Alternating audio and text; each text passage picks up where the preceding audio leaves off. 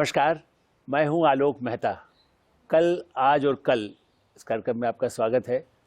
देश में ऐसे बहुत कम लोग हैं जो कल की लिए भी जो कुछ कर सकते थे, कुछ किया, या उनके परिवार ने भी किया हो, उनके पिता ने किया हो।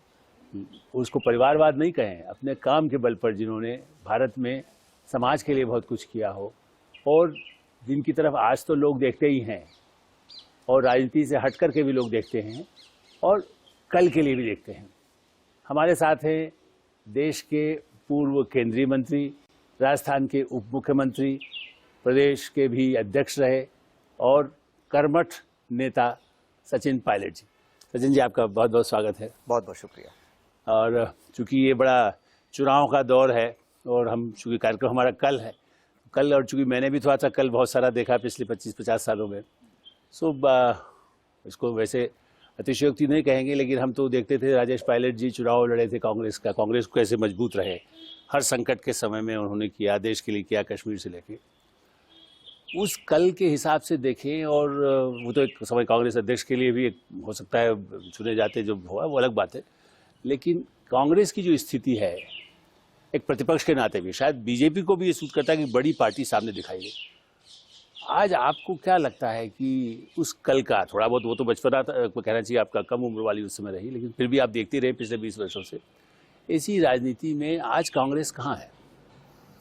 कि कांग्रेस पहले भी प्रासंगिक थी, आज भी है, और मैं नहीं समझता हूँ कि भविष्य में कांग्रेस के बिना कोई राजनीति यहाँ पर होगी। आपको याद होगा मेहता साहब, 96 में, 98 और 99 3 लोकसभा के चुनाव लगातार पहली बार कांग्रेस पार्टी सत्ता में नहीं आई थी, और ये शायद आज़ादी के बाद पहली बार हुआ था। लोग सोचते थे कि भाई 3 बार जो पार्टी नहीं जीत पाई है, भविष्य में जाने क्या होगा। लेकिन फिर 2004 में सरकार बनी कांग्रेस की, 9 में बनी 2 बार, और लगातार 2 बार हम सत्ता में नहीं आए। ये बात सच है, और हमारे जितने सांसद हम उम्मीद करते थे उससे कम सांसद लोकसभा में जीत कर आए हैं। और ये बात भी सच है कि हम लोगों को संघर्ष करना, आने वाले समय में बहुत संघर्ष करना हमको पड़ेगा। लेकिन कांग्रेस की जो सोच है, जो कांग्रेस की विचारधारा है, जो इतिहास है, जो संस्कृति है, संस्कार हैं, 135 साल का जो पृष्ठभूमि है, वो कोई आसानी से निर्मित नहीं हुई है। और एक चुनाव में हार या जीत मैं नहीं समझता हूँ कि भविष्य के लिए हमारी पूरे भविष्य को तय करेगा। लेकिन मैं इस बात से सहमत हूँ कि विपक्ष की एकजुटता कायम करने के लिए कांग्रेस को वो एक पिवट बनना पड़ेगा, और जो हम लोग हैं, और यूपीए प्लस हमको बनाना पड़ेगा। कांग्रेस के अंदर हम लोगों को राज्यों में चुनाव जीतने हैं। राज्यों में मजबूत होंगे तो स्वतः ही जब लोकसभा चुनाव होंगे तब हम लोग मजबूती से एक चुनौती देकर मुकाबला जीत सकते हैं। लेकिन आपको मानेंगे, आप तो संगठन के अध्यक्ष रहे हैं, आपने फिर से वहाँ पर राजस्थान को लाने में एक बड़ी भूमिका रही, वापस सत्ता में कांग्रेस वहाँ आई भी और आज भी है राजस्थान में। उसके बाद भी लेकिन पूरे देश में, और सोनिया गांधी भी कहती थी, या पहले इवन ऐसा नहीं, राजीव जी नहीं कहते थे या राजेश पायलट कहते भाई संगठन होना चाहिए, इसीलिए मंत्री रहते हुए वो कहते थे नहीं, संगठन को भी हमें काम करना है, और आप भी उस तरह कोशिश करते हैं। ये क्या है कांग्रेस संगठन बना? आप राजस्थान को चलिए, आपने चूंकि बढ़ाया, लेकिन ओवरऑल आप देखा, जो उत्तर प्रदेश में चुनाव है, पंजाब में आप सत्ता में हैं, लेकिन देश में जो एक इम्प्रेशन है कि कांग्रेस बहुत कमज़ोर है। उत्तर प्रदेश जैसे राज्य में, जहाँ पर जिसका गढ़ था इलाहाबाद, प्रयाग से लेकर के रायबरेली अमेठी, आज वहाँ भी कांग्रेस कमज़ोर है। आज से नहीं है कमज़ोर, तो हम 90 से हैं उत्तर प्रदेश में, क्योंकि वहाँ पर जातिगत और धार्मिक राजनीति प्रभावी हो गई। हम लोगों ने उसमें घुसना ठीक नहीं समझा, क्योंकि हम राष्ट्रीय पार्टी हैं, एक व्यापक सोच हम लोगों की है, और उत्तर प्रदेश बिहार में हम आज से कमज़ोर नहीं, बहुत लंबे समय से कमज़ोर हैं।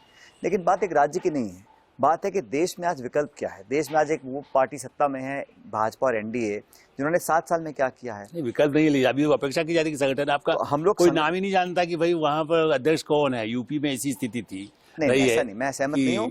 देश में कोई ऐसा सूबा नहीं है, कोई ऐसा गांव शहर नहीं है जहां कांग्रेस के समर्थक, हमारे हमदर्द, हमारे वोटर, हमारे समर्थक आज मौजूद नहीं हैं।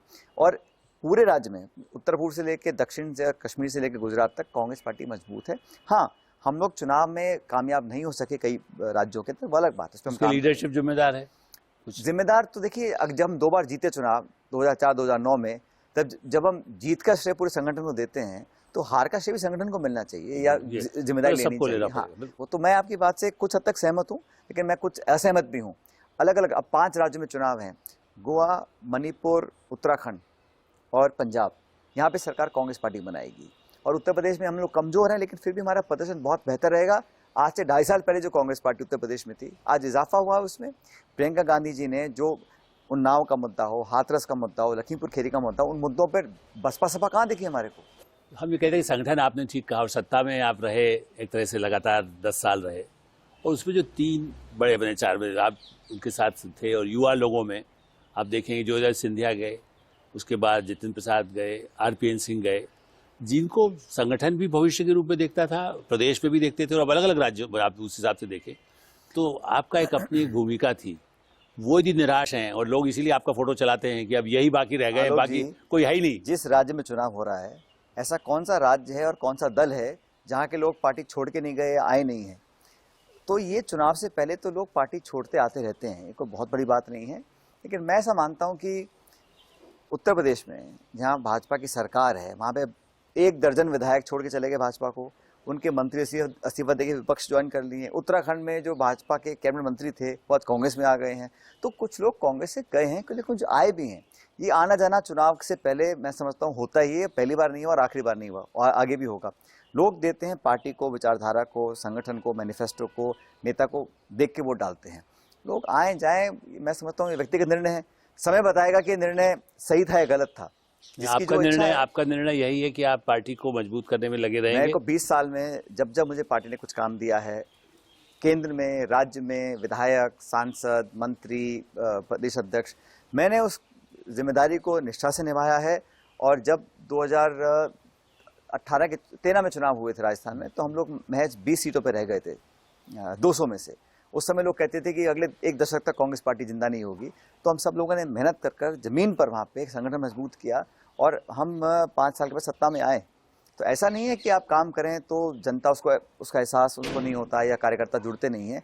लेकिन मेहनत कर लोगों का विश्वास जीतना, उनकी इमेजिनेशन को कैप्चर करना, और ये चुनाव से 1 महीने पहले नहीं होता है। ये तो आपको सड़कों पे आके धरने देने पड़ेंगे, लाठीचार्ज सहन करना पड़ेगा, केस मुकदमे होंगे, जेल जाना पड़ेगा, भूख हड़ताल करनी पड़ेगी, पदयात्रा करनी पड़ेगी। लोगों पे जब तक आप उनके लिए कुछ करेंगे नहीं, तो हमदर्दी कैसे पैदा होती है, आपकी सहानुभूति कैसे पैदा होगी, लोग अपने आप को आपसे एसोसिएट कैसे करेंगे। ये तो करना ही पड़ता है। इसका मतलब है, जैसे आपने कहा ना, आप संघर्ष पर विश्वास करते हैं, तो आपको हमेशा संघर्ष के लिए दिया जाए। जब सत्ता आना हो तो दूसरे को दे दे, तो फिर लोग यही कहते हैं कि भाई हम काम करें, वो काम का फल, आप लड्डू जब तैयार हो जाए उसके बाद कहे कि भाई अब तुम दूर हो जाओ।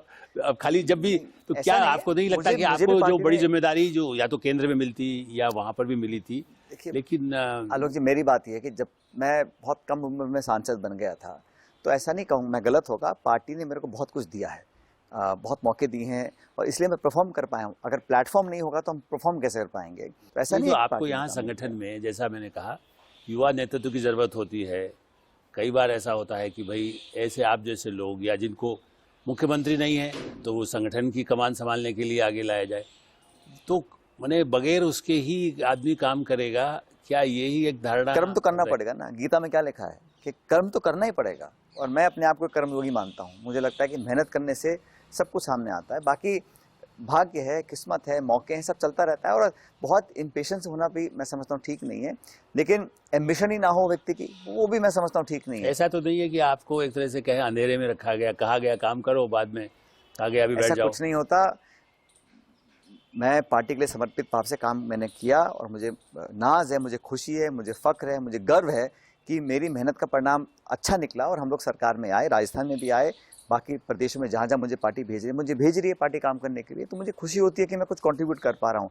और फल, परिणाम, पद, पोस्ट, सत्ता, ये जीवन में आती रहती है, लेकिन लोगों के मन में अगर आप एक अपनी जगह बना पाओ, एक छाप छोड़ पाओ, वो सबसे बड़ी कामयाबी होती है। तो उस काम में मैं अपने आप को समझता हूँ, मैं पूरी तरह लगा रखा है मैंने अपने। लेकिन ये जैसे अभी हाल में हुआ, गुलाम नबी आज़ाद जैसे विवाद आए, या वो 23 वाला जो मामला बार बार कहा जाता है, तो जो पूरे सीनियर लीडर थे, मतलब एक तो युवा लोगों को कहा सकता भाई तुम्हारे लिए अभी बहुत समय काम कर सकते हो, सीनियर लीडर है, उनके लिए भी उनको तो डिवीजन या वो किनारे पाएँ, या उनको यदि कोई सम्मान पद्म भूषण मिल जाता है तो उस पर भी कहा जाए कि अरे ये तो गुलाम है उन्होंने, जबकि आप। मुझे लगता नहीं कि कांग्रेस प्रेसिडेंट ने या राहुल जी या प्रियंका जी ने कभी ऐसे शब्द किसी के लिए इस्तेमाल किए हों। उनके मन में हर व्यक्ति के लिए सम्मान है, इज्जत है, चाहे वो छोटा कार्यकर्ता हो या बहुत सीनियर नेता हो। देखिए सचिन जी, जैसा मैंने कहा कि कांग्रेस जिसको कहते हैं सांप्रदायिक शक्ति, आजकल हिंदू मुस्लिम ज़्यादा हो गया है, लेकिन आप तो अजमेर से चुनाव जीते हैं, लड़ते रहे हैं, और भी जो छवि रहती है, एक सबसे बड़ा जो जो सेक्युलर लोग मानते रहे कि भाई आप जब सत्ता, आप मतलब मनमोहन सिंह जब सत्ता में थे, कांग्रेस सत्ता में थी, तब आपने कहाँ उन सांप्रदायिक शक्तियों को किसी तरह से, जिसको कहता है कि उनकी जो जड़ों को रोकने के लिए, उनको आगे बढ़ने से रोकने में ऐसे कदम नहीं उठाए, जिसकी वजह से तो आप पीछे रह गए। गलत सोच है। हम सरकार में जब थे तो कभी भी प्रतिशोध की भावना से काम नहीं किया। प्रतिशोध नहीं, कम्युनल फोर्स का ही तो प्रतिशोध नहीं हुआ। नहीं, हमने अपना स्टैंड क्लियर रखा। हर व्यक्ति को, नागरिक को अधिकार है बात बोलने का, विचार रखने का, छूट है अपनी बात, अपने विचार को प्रचारित करने का, लेकिन हमने सख्ती से कानून का पालना की। लेकिन क्योंकि हमको पॉलिटिकली सूट नहीं करता, इसलिए हम उन लोगों को दबाएं या उनकी संस्थाओं को ख़त्म कर दें या उन पर एक मुकदमे डाल दें या एजेंसी का दुरुपयोग करें, वो लोकतंत्र में मैं समझता हूँ ठीक नहीं है। लेकिन अब जैसे अभी हुआ, कल परसों पूर्व उपराष्ट्रपति हामिद अंसारी जी ने जिस तरह से कहा, और आपका तो कॉन्स्टिट्यूंसी और आपको बड़ी एक एक्सेप्टेबिलिटी है उन मुस्लिम समुदाय में, अल्पसंख्यक, सीधे मुस्लिम समुदाय कहा जाए, अल्पसंख्यक समुदाय तो ठीक है, चलिए गोवा में चुनाव है या कुछ जगह क्रिश्चियंस केरल में है, लेकिन जिस तरह की बातें हामिद अंसारी जी ने कही कि मुसलमान बिल्कुल वैसा है, इतनी बड़ी संख्या में, और कोरोना पीरियड में भी, कल भी हम लोगों ने भी कहा कि इतना ने एक दूसरे से भाईचारे से मदद किया। भारत में ऐसा हिंदू मुस्लिम सत्ता के केंद्र में कहीं हो सकता है, लेकिन ऐसा आपको क्या लगता है, क्या मुस्लिम इस तरह से पूरा ही बिजली तो पूरा बर्बाद है इस समय? मैं नहीं समझता हूँ कि हमारे नागरिकों को हर चीज़ में हमको हैंडलेंस लेके देखना पड़ेगा। ईसाई कौन है, जैन कौन है, हिंदू मुसलमान कौन है, सिख कौन है। इतना बड़ा मुल्क है, सरकारें आई हैं, चली जाएंगी, पार्टियां बनती हैं, बिगड़ जाती हैं, लेकिन देश की जमहूरियत में, इस मिट्टी में जो सर्वधर्म मिलके हम लोगों ने जो खुशबू पैदा की है, हज़ारों सालों के हमारे जो संस्कार हैं, उसको कोई एक मिनट में ख़त्म नहीं कर सकता। हाँ, कुछ कदम ऐसे उठे होंगे, किसी को कोई आहत हुआ है, किसी को पसंद नहीं आया, भय का माहौल नहीं, क्या मुस्लिम, जैसे मैंने कहा ना, अजमेर या वहाँ, आपको लगता है कि मुस्लिम बहुत विचलित है? मैं समझता हूँ कि जो आज गरीब है, जो आज साधन से वंचित है, उस व्यक्ति को हर संभव मदद हमको करनी है। ये देख के कि सिर्फ वो मुसलमान है या हिंदू है, ये मैं समझता हूँ ठीक नहीं है। कोई भी गरीब हो, कोई भी वंचित हो, पिछड़ा है, आज हमारी गरीबी रेखा से करोड़ों लोग उसके नीचे आ गए हैं। इस लॉकडाउन के बाद जो आर्थिक स्थिति हुई है, चंद उद्योगपति तो खरबपति बन गए, अरबपति बन गए, और जो गरीब थे और गरीब आ गए। 2 जून की रोटी उनको नसीब नहीं हो रही है। तो मैं समझता हूँ ये गलत है। हिंदू गरीब की, असहाय की, जो आज अपनी मदद के लिए उसके पास साधन नहीं है, उसका संरक्षण करना हर एक की जिम्मेदारी। इसलिए मुसलमानों की ठेकेदारी, मुझे जैसे कहना चाहिए कि कांग्रेस का जो यूपी में भी आपको जो डिवाइड हो रहा है, उससे नुकसान चाहे समाजवादी हो या कांग्रेस हो, यही तो कहा जाता है कि आप खाली मुसलमानों की चिंता ज़्यादा करते हैं। ये हम कहाँ, कौन सी राजनीति बात कर रहे हैं हम लोग? उत्तर प्रदेश में सिर्फ यही हिंदू मुसलमान रह गया क्या है? उत्तर प्रदेश में 20 करोड़ लोग रहते हैं, उनके लिए शिक्षा, चिकित्सा, सड़क, महंगाई, बेरोजगारी, निवेश, उद्योग, इतना कुछ करने को है। हम सिर्फ ले दे के 80 बनाम 20 मंदिर, मस्जिद, मुसलमान, हिंदू, इस पर अगर केंद्रित रखेंगे तो क्या हम भविष्य के लोगों को अच्छा उदाहरण पेश कर रहे हैं? हमारा पॉलिटिकल डिबेट किस बात पे है? हमारा इंटरव्यू किस बात पे होना चाहिए? हमारे मुद्दे क्या हैं? महिलाओं के लिए क्या करोगे? उद्योग कैसे लगेगा? नौजवान पढ़ के लिख के आगे कैसे बढ़ेंगे? हम इस पे लगे रहेंगे कि मेरा धर्म ये, मेरी जाति ये, मेरी बिरादरी ये, तो मैं समझता हूँ हम 21वीं शताब्दी के भारत का निर्माण नहीं कर रहे हैं, हम पीछे लेके जा रहे हैं। हो सकता है आपको वोट मुझसे फालतू मिल जाए या मैं आपसे चुनाव हार जाऊँ, लेकिन मैं नहीं समझता हूँ कि ये स्वस्थ परंपरा है। हमें तो डिबेट करनी चाहिए जो भविष्य के मुद्दे हैं, ताकि लोगों का जीवन हम बेहतर करा सकें। अगर हमें उनको पीछे ले जाना है, अगर हमें सिर्फ इसी की बात करनी है कि आप ईसाई हैं, आप जैन हैं, आप हिंदू मुसलमान हैं, मैं नहीं समझता हूँ राजनीति वहाँ पर केंद्रित होनी चाहिए। तो आप तो अच्छा, देखिए, आप उप मुख्यमंत्री रहे और कारपोरेट मंत्री रहे, आपको नहीं लगता कि खाली, और चूंकि उस पूरे देश को आर्थिक मामलों के भी आप अच्छे वो ज्ञाता है, आप ये देखिए कि ये जो कहा जाता है सरकारी नौकरी, दुनिया के किसी मुल्क में भी आप बता दें कि जो सरकारी नौकरियों पर निर्भर हो, जैसे मैंने कहा, आपकी कई योजनाएं आपकी भी होती है कि स्वरोजगार हो, लोग अपना कारपोरेट में भी स्मॉल एंटरप्रेन्योर आए, आपने CSR वाला आपके मंत्रालय में आपने कुछ शुरू किया, उस बारे में आप जैसे लोग नहीं कहते कि भाई खाली सरकारी नौकरी हो, बल्कि आप ही झंडा खड़ा कर दे, सरकारी नौकरी नहीं दिया। सरकार कितनी देगी कि अपने बल पर लोग काम करना सीखें? ये आप कांग्रेस पार्टी, मैंने आप जैसे नेता क्यों नहीं उसकी कोशिश करते? हम तो बोलते हैं कि सरकार सभी को नौकरियां दे, संभव नहीं है, लेकिन रोजगार उपलब्ध कराने का जो एक वायुमंडल बनता है, जो इकोसिस्टम होता है, एक वातावरण बनता है कि उद्योग लगे, निवेश हो, फैक्ट्रियां लगें, रोजगार हो, और जो करोड़ों लोग खेती बाड़ी करते हैं, एकदम से वो बहुत ज़्यादा जॉब्स मिल जाए ऐसा नहीं हो सकता, लेकिन वो धीरे धीरे उनको एग्रो बेस्ड इंडस्ट्रीज़ में, फैक्ट्रियों में, शॉप फ्लोर में काम करें, स्किल सेट्स बढ़ाएं। और मैं हमेशा कहता आया हूँ, जो हम लोग पढ़ाई कराते हैं कॉलेजों के अंदर, यूनिवर्सिटीज़ के अंदर, करिकुलम, सिलेबस, हमारे जो सब्जेक्ट्स हैं, वो एम्प्लॉयबल होने चाहिए ना, जो मार्केट को, इंडस्ट्री को, जो लड़के लड़कियों की स्किल्स चाहिए वो हम कैंपस में पढ़ाएं तो उनको एम्प्लॉयबल बनेंगे। हम डिग्री कोई दे रहे हैं, कोर्स कोई पढ़ा रहे हैं, सिलेबस कोई पकड़ा रहे हैं और उद्योग को ज़रूरत किसी और चीज़ की है, तो मिसमैच बहुत ज़्यादा है। तो सरकार सबको नौकरी दे संभव नहीं है, लेकिन सरकार की जिम्मेदारी बनती है कि वो ऐसा एनवायरनमेंट क्रिएट करें जहाँ पर इन्वेस्टमेंट हो, नौकरियाँ, रोजगार अपने आप लोग उपलब्ध अपने आप को करा पाएँ। तो सरकार का रोल नहीं है, मैं नहीं मानता हूँ ऐसा, लेकिन सबको सरकारी नौकरी मिल जाए वो पॉसिबल भी नहीं है, मैं समझता तो हूँ। इसी तरह से जो मुद्दा है साथ साथ कि भाई आप जाति वाला, आपके यहाँ भी जाट आरक्षण, और ये भी जाट के आधार पर पार्टी पश्चिम उत्तर प्रदेश में इसी को आधार माना जा रहा है। और इसमें एक चीज़ और मैं जोड़ूंगा, देखिए यदि उस हिसाब से कहा जाए तो आप जैसे नेता राजेश पायलट जी के लिए हम लोग भी ये बात करते थे, हमसे कहते भी थे कि भाई आप उत्तर प्रदेश में उस समय भी नेतृत्व की धीरे धीरे कम लोग हो रहे थे ही बहुत कम हो गए थे। तो आप जैसे नेता उत्तर प्रदेश में जाकर के सभी जातियों को मिला करके कोशिश क्यों नहीं कर सकते? वो काम, सुनिए मेरी बात, वो काम प्रियंका गांधी ने किया है 1.5 साल 2 साल से लगातार। अगर हम भी जात की राजनीति करते जैसा बाकी विपक्ष कर रही है और धर्म की राजनीति करते तो हो सकता है हमें वोट ज़्यादा मिल जाते, लेकिन यूपी के अंदर ये पूरी कोशिश की है क्योंकि एक जाति और धर्म के बल पर 20 करोड़ 21 करोड़ का वहाँ राज्य है, आप ना तो उसका मन जीत सकते हो ना संचालित कर सकते हो। तो इसलिए हमारी व्यापक सोच के धारणा हमारी है कांग्रेस की, उस दिशा में हम लोग ने काम किया है।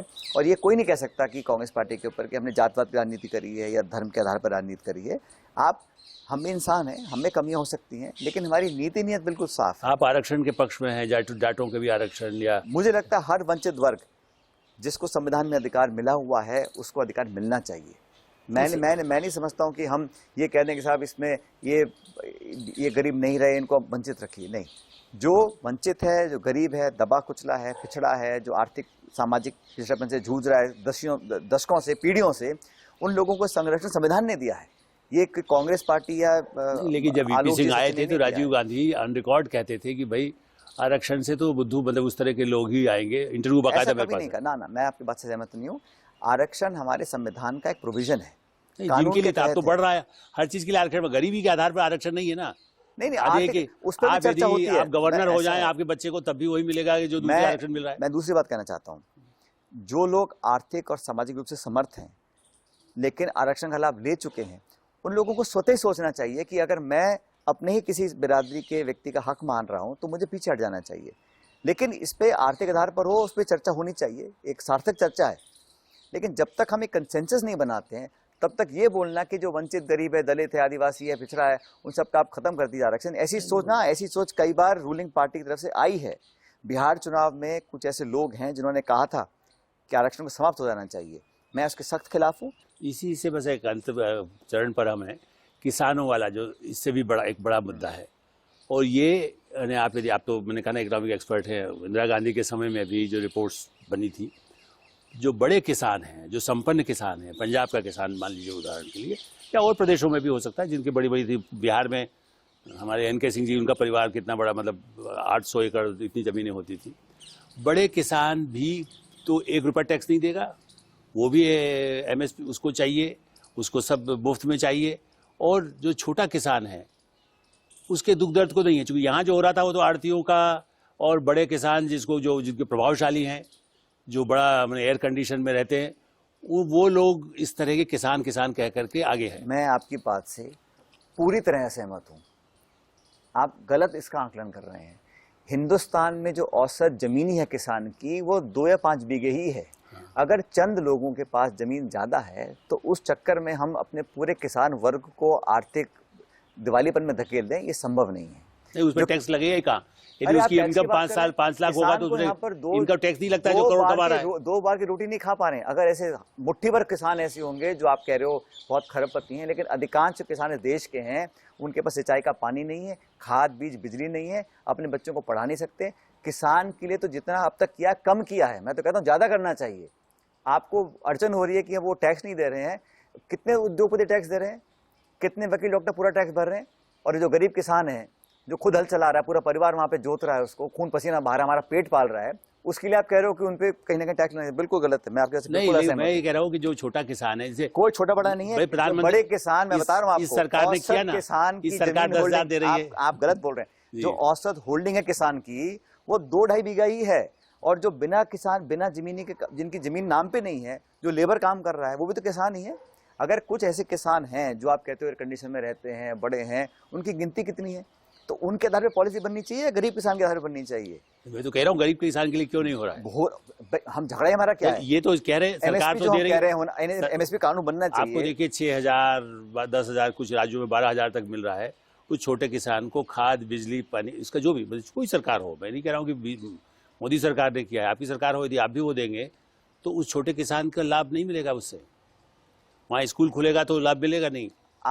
मैं फिर कह रहा हूँ, मैं आपकी बात से पूरी तरह सहमत हूँ, थोड़ा बड़ा भी नहीं। मैं तो कह रहा हूँ उन लोगों पे टैक्स लगाओ जो टैक्स चोरी कर रहे हैं, जो खरबों रुपए लेके विदेश भाग गए हैं, जिन लोगों ने काला धन कमा रखा है, उनका पकड़ के पैसा लाना चाहिए हम लोगों को, ना कि हमारा 2 बीघे में जो किसानी कर रहा है उस पर टैक्स लगा के पैसा लेके आओ। सवाल ही नहीं। आप देश की प्रवृत्ति को समझिए, देश की वास्तविकता को समझिए। यहाँ जो किसान है 99% छोटा किसान है, उसकी तो मदद करनी पड़ेगी हमारे को। किसानी छोड़ दीजिए ना, जो बाकी लोग यहाँ पे खरबों रुपए कमा रहे हैं, अवैध तरीके से कर रहे हैं, कितने लोग हैं ऐसे? टैक्स भी बढ़ाना चाहिए। उद्योगपतियों, आप लाख लाख करोड़ रुपया लोन माफ कर रहे हैं उद्योगपतियों का, वो ठीक है, और किसान पे टैक्स लगा देंगे? संभव ही नहीं है, हम कभी नहीं होने देंगे। तो आप अब देखिए, हम तो कल की बात जो कह रहे हैं, ठीक है, हम लोग सब शुभकामनाएं करते हैं कि अच्छे नेतृत्व आए, हर पार्टी ये चाहती है। मैंने उसमें क्या भविष्य आप देखते हैं? चूँकि इस समय माहौल में कई लोग तो बड़े निराश हैं। विदेश में बच्चे जो बैठे हुए हैं वो भी सोचते हैं कि अरे कम्युनलिज्म इतना है, यहाँ तो इतना क्राइम है। राजस्थान में रेप होता है तो कहते हैं देखो बहुत रेप हो रहा है, यदि यूपी में होता है तो बहुत रेप, दूसरी पार्टी कहती है। तो ये जो एक आतंक और एक भय का माहौल दिखाने की जो कोशिश होती है, मैं कह रहा हूँ कि है नहीं, ऐसा नहीं है। जो घटना दो यहाँ हो सकती है, 2 वहाँ हो सकती है। मैं समझ रहा हूँ। उसमें भविष्य आपको क्या दिखता है? देश कैसे के अंदर कुछ ऐसे मुद्दे हैं, हिंसा हो, राष्ट्रीय सुरक्षा हो, हमारे देश का मान सम्मान हो, उसमें समझता 2 राय नहीं होनी चाहिए, उसको हमें पॉलिटिसाइज नहीं करना चाहिए। लेकिन एक जिम्मेदार विपक्ष की ये भूमिका होती है कि हम आईना दिखाएं, पारदर्शिता की मांग रखें, सवाल उठाएं ताकि जवाब मिल सके। अगर हम उसको दबा देंगे, ये चर्चा नहीं होगी, तो उसके करेक्टिव मेजर्स हम लोग कैसे लेंगे? और हमारा जो इंटरनल पॉलिटिकल डिसएग्रीमेंट है वो हमारा अपना मसला है, लेकिन बाहर वालों के लिए अगर दुश्मन आंख उठाता है तो पूरा मुल्क एक है और एक होना चाहिए, पॉलिटिकली और सोशली भी। लेकिन इंटरनली हम लोगों को अपने अंदर एक ओपननेस रखनी चाहिए कि हम गलतियां सुनने के हमें जिगरा होना चाहिए, गलती करे तो एक्सेप्ट करने की हिम्मत होनी चाहिए, और क्रिटिसिज्म से भागना नहीं चाहिए। और भविष्य आपको उज्जवल दिखता है? देश का भविष्य उज्जवल होगा, इसके देश के लोग समझदार हैं, सही समय पे सही निर्णय करेंगे, हम लोग अपनी बात रखेंगे, अंतिम निर्णय जनता जनार्दन करेगी क्या करना है। लेकिन देश, मैं समझता हूँ, आगे बढ़ेगा, हम सबको उसमें योगदान देना चाहिए। तो चलते चलते ये कहा जाए कि क्या कांग्रेस का जब चुनाव होगा 2022 में, आप भी अध्यक्ष पद के उम्मीदवार हो सकते हैं? नहीं, मैं कांग्रेस में जो मुझे पार्टी जिम्मेदारी दे रही है, मैं इस काम को करता हूँ। हमारी कांग्रेस अभी सोनिया गांधी अध्यक्ष हैं हमारी पार्टी की। उन्होंने सबको कहा है, राहुल गांधी का कोई भी चुनाव आइए। हाँ, लड़ सकता है वो समय पे, जब अगले साल, इस साल में चुनाव होंगे, और प्रियंका जी ने खुद कहा है कि कोई भी चुनाव लड़ सकता है। तो मैं तो पूछना चाहता हूँ कि जो दूसरी पार्टी बीजेपी है, उसमें कब चुनाव होते हैं? कौन नामांकन करता है? कौन चुनाव लड़ता है? ऐसा कौन सा दल है? लेकिन आप उम्मीदवार बनेंगे? मतलब मैं जहाँ हूँ बड़ा खुश हूँ, मेरे को कोई जहाँ बहुत ज़्यादा एम्बिशन नहीं है, लेकिन मैं चाहता हूँ कि हमारी पार्टी और मजबूत हो, और एनडीए और भाजपा को चुनौती देने के लिए कांग्रेस ही एकमात्र विकल्प है। इसको मजबूत करना सबकी जिम्मेदारी है जो कांग्रेस में विश्वास रखते हैं, और मुझे लगता है कि समय बदल रहा है, लोग अब बदलाव चाहते भी हैं, और बहुत ज़्यादा बदलाव होगा। तो सचिन जी, आपने जो कहा, आशा और विश्वास रखना, ये एक संकेत देता है। जब सब लोग निराशा की बात करते हैं, भविष्य की बात करते हैं, आपके मन में जो आत्मविश्वास है, हम उम्मीद करते हैं कि आपकी आशाएं, आपका विश्वास पूरा हो। आपने इस कार्यक्रम में हिस्सा लिया, इसके लिए बहुत बहुत धन्यवाद। नमस्कार। इस कार्यक्रम को हम यहीं विराम देते हैं। अगली बार एक नए अतिथि के साथ मुलाकात होगी। धन्यवाद, नमस्कार।